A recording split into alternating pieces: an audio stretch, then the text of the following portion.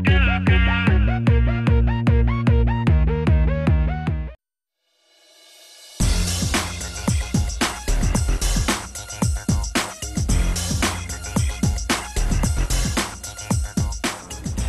po talaga ako kasi po, mahilig po ako mag-picture mag-isa. Siguro papakita ko sa camera, tingnan niyo yung buhok ko, gano'n. Hindi ako nagsasawa, hindi ko alam bakit. Kasi nakakapwa, check.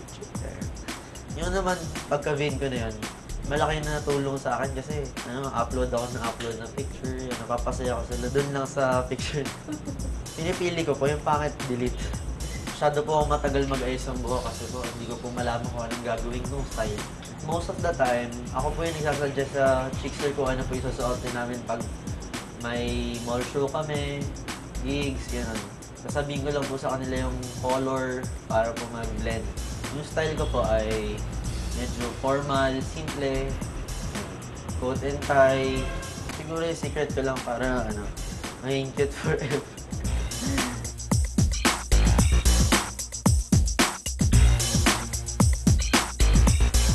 Dahil 15 pa lang po ako, hindi pa ako nag-gym. Pero nag-workout po ako.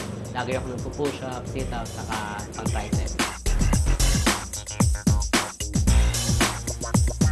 Bago po akong marap sa tao, lagi ko po titingnan yung itsura ko.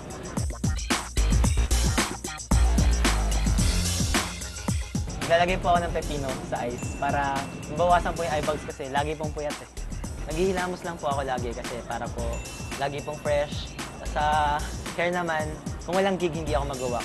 Nag-workout po pag may time, pero pagka may gig din po, hindi ko po papagurin yung sarili kung may gig tas may workout. So pagka free time lang po, saka po ako mag-workout.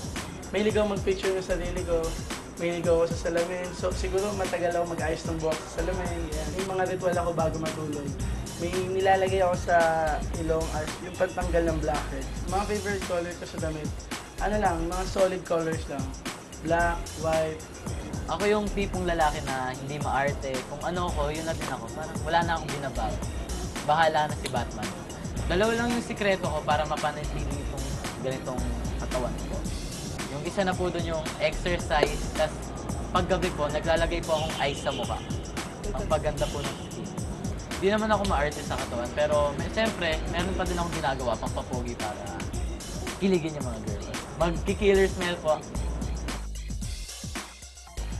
Yeah, tapos quick then deep bite.